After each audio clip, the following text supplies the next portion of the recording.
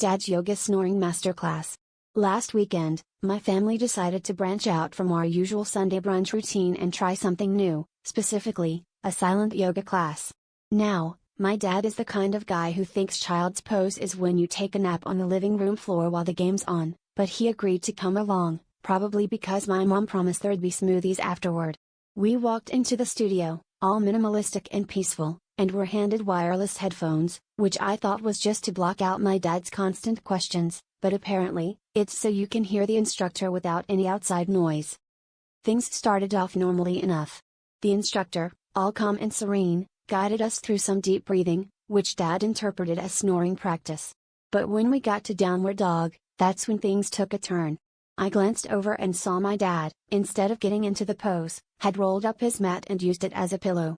I thought maybe he just needed a moment, but then I heard it, the unmistakable rumble of Dad's legendary snore, echoing through his headphones and vibrating the floorboards.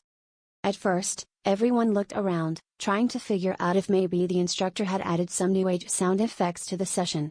But the instructor, ever the professional, tried to go with the flow and started whispering in increasingly louder tones into our headphones, probably hoping to drown him out.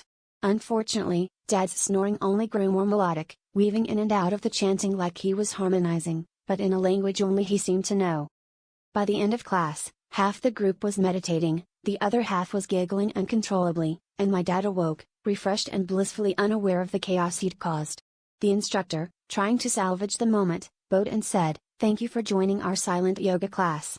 To which my dad, stretching and yawning, replied, "Namaste." Or should I say, in ape mast?